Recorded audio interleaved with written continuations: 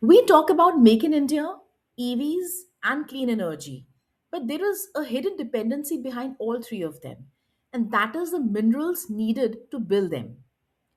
India needs critical minerals like lithium, cobalt, nickel, and rare earth elements to power the clean energy technology, high tech electronics, transportation, defense, and telecommunications. These minerals are becoming increasingly important because the countries are now moving towards low carbon economy. But here is a problem. India has identified 30 minerals as critical, yet it remains dependent on imports for several of them. Minerals like lithium, cobalt, nickel, India is entirely dependent on overseas supplies for them. So the question is not just does India have enough minerals, but the bigger question is can India secure this entire supply chain from mining and processing to manufacturing and recycling? Well, this is where India's critical minerals mission comes in. Hi, welcome to Corporate Lens. Let's cover this entire story about critical minerals in India.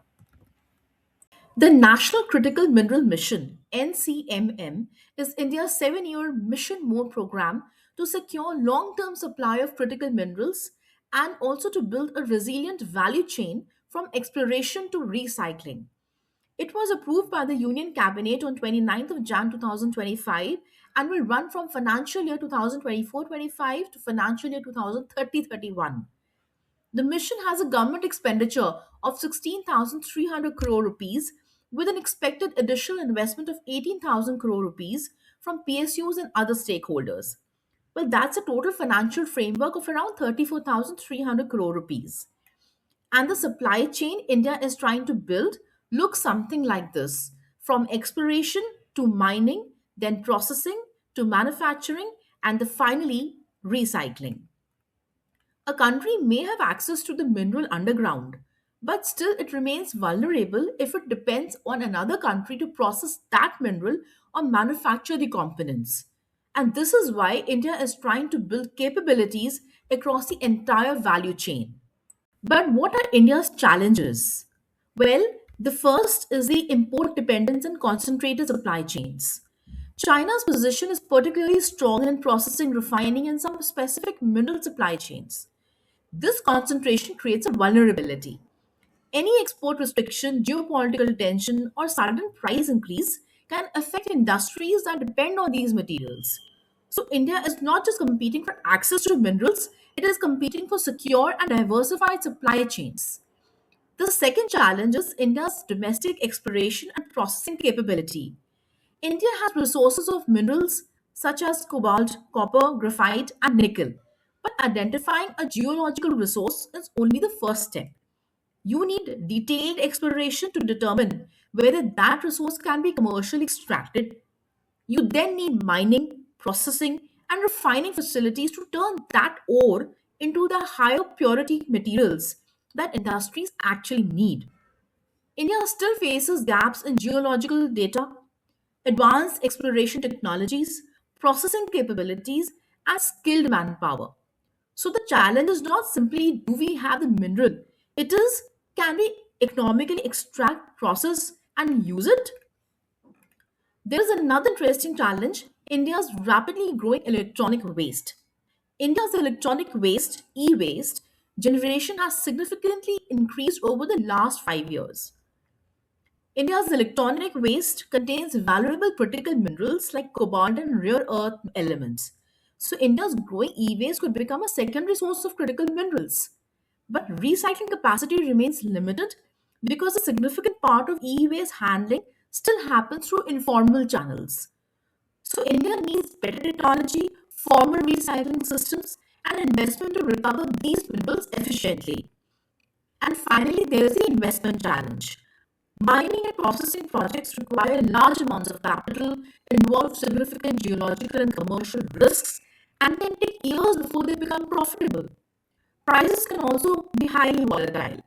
Now, adding to this, long project timelines, regulatory approvals, and uncertainty about future demand, and private investors may hesitate to commit capital.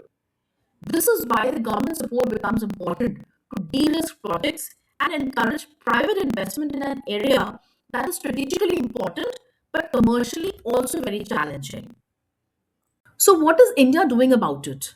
Well, India is trying to build strength at home through domestic response. India's first move is to reduce import dependence by building its own critical mineral ecosystem. At home, the National Critical Mineral Mission is India's 7 year blueprint to build a complete critical minerals value chain.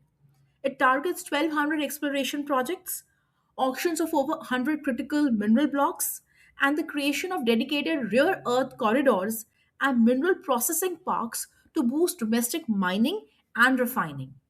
The government has cut customs duties on 25 minerals, launched a 1,500 crore rupees recycling scheme to recover lithium, cobalt, and nickel from e waste and old batteries, and allocated funds for processing parks and strategic stockpiles.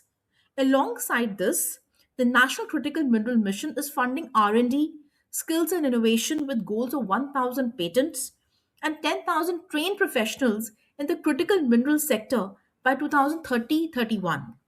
Together, these steps aim to turn India from a pure importer into a player with its own mines, refineries, recycling hubs, and strategic reserves. Well, India is also trying through the international response through mineral diplomacy and partnerships. India is actively signing pacts to secure supplies from abroad. To secure its critical mineral supply, India is actively building a global network of partnerships. It has tied up with Argentina and Australia for lithium and cobalt projects. It has signed a strategic critical minerals framework with US and Japan. At the multilateral level, India is part of the Mineral Security Partnership, the Quad Critical Minerals Initiative, and the Forge Forum.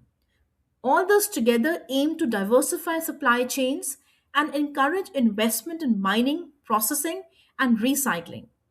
So clearly, India is turning critical minerals into a foreign policy priority by co owning mines, joining global coalitions, and signing pacts so that supply doesn't have to depend on just one country. So, this is not simply a mining story, this is a supply chain security story. So, by now, we've understood that India is trying to secure critical minerals through four broad routes. One, explore and mine more domestically, process and manufacture more within India, secure mineral assets overseas, and recover minerals through recycling. Because as India expands electric vehicles, renewable energy, electronics, and advanced manufacturing, the minerals are only going to get increasingly strategic. Now, the race for critical minerals has already begun. But for India, the challenge is not just to find minerals, but to ensure that there is a secure supply chain built around it. If you find this video informative, do like, subscribe, and share with your friends to spread more of such insights. Thanks for watching.